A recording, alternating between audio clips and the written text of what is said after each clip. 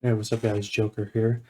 I've been streaming and recording uh, stuff for some time now, and I've been thinking about this.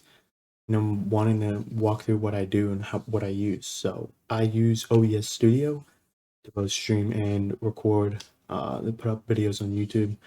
And I thought about doing some helpful things, to walk through for some people. So I don't have a second monitor here, but hopefully people can see this effectively.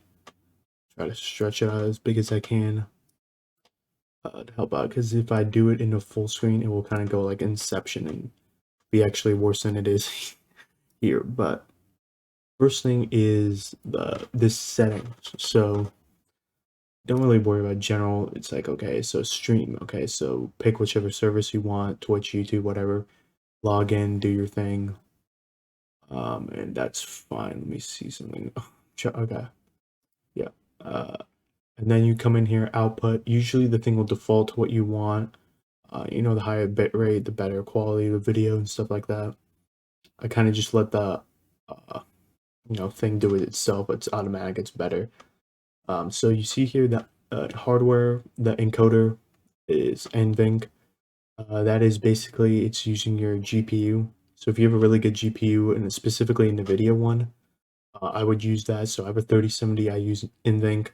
I used to actually use the other one, which is for CPU usage. That one was fine for me, but I have a pretty high-end GPU, so I'm most likely going to be CPU bottlenecked anyway. So I might as well just use the leftover for streaming and stuff like that, recording and stuff like that. I just generally kept that default, and I stream 1080 60. So yeah, let me see here.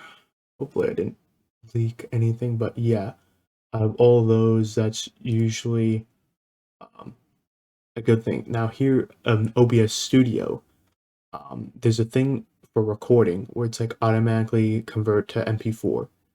Click that box because the thing it outputs it to isn't an MP4, and YouTube doesn't like to take that and stuff like that. So just check that box. It will create two different videos. Just take the MP4 one and upload it. I usually just delete the other one.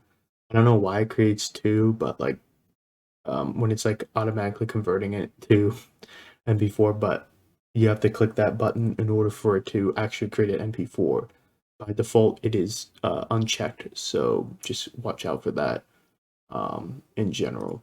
And just you don't really have to mess with the settings too much anyway. Most of the default automatic ones are like good.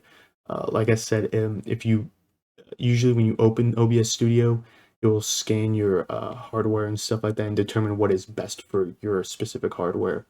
Uh, so it takes care of you there. So as you can see, I have different scenes and stuff like that. So, PC, my PS5's off, so I'm not going to do it. And then here's the one. Well, I'm in a starting soon screen right now. And what is happening is, it's playing my little spiel and stuff like that. Now, when you're in your media source, when you have your media source, that's what this screen is, not the song. You just click property, you go right click the media source, and you go into properties. What you want to do is, hit the restart playback when source becomes active. Make sure show nothing when playback ends. I mean, loop also. The one big important thing is close file when inactive. When that happens, make sure you have that clicked, because if it is still on, it's going to be it's going to be an issue. It's going to take up the CPU usage. And oddly enough, it does kind of like affect sometimes, but yeah, I mean, it's not too big. Like on mine right now, it's at 1.4 CPU utilization. It's not using a lot. All it's doing is recording. And when I use this starting soon, it just basically doubles. So yeah, it's just a good thing to just keep closed, because your CPU utilization goes up, and sometimes it does mess with if you're playing a game or something like that. So go back here and let's talk about uh, I don't know, camera. So basically, to add a cam, just go to like this add right here, go to video capture, click new, sure. Your thing should auto detect. Now, why it's not going here is because I've already added it, so that's why it's like kind of getting confused and stuff like that. But here, game capture is also here. So if you have streaming off consoles and stuff like that, and you're looking for your capture card, it'll be under video capture device because it's a capture device. So you look at here, you can change the different resolution. You can change FPS, you can change video format. You can flip and rotate if you want to. It's all right there, and all you just click OK, and it'll be added very easily. But I already have one here, so I don't really need to worry about it too much. It's also pretty simple for if you're adding a mic. So do input capture, click OK, boom, it should be right there. And microphone, there it is, wave 3. I don't think my webcam even has a microphone in it, but there it is. And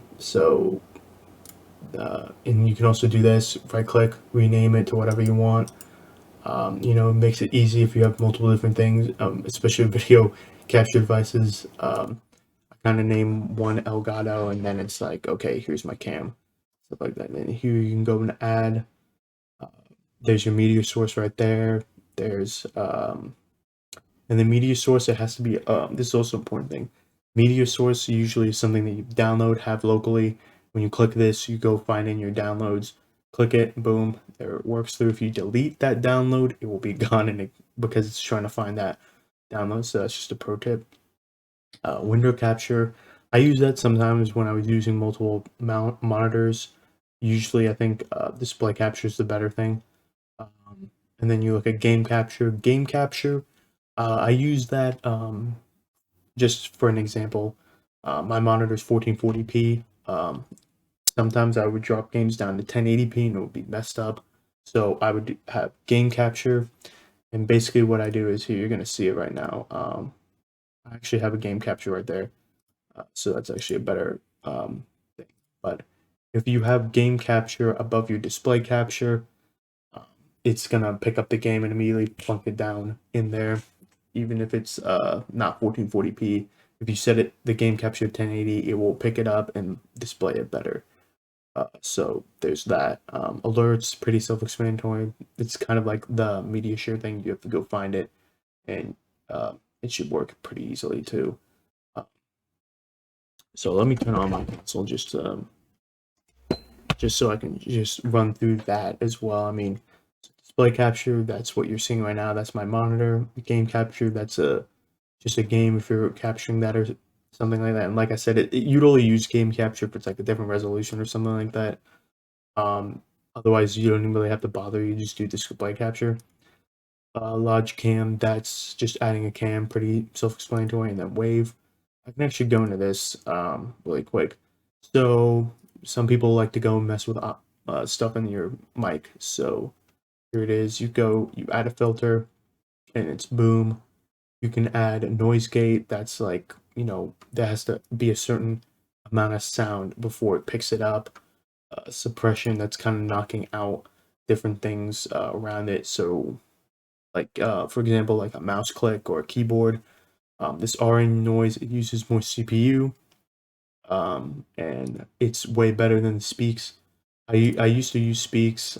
It was pretty good, but it still picked up my keyboard using RN noise. Now my keyboard isn't picked up as much. And then limiter, kind of like the same thing. There's like a threshold that's needed.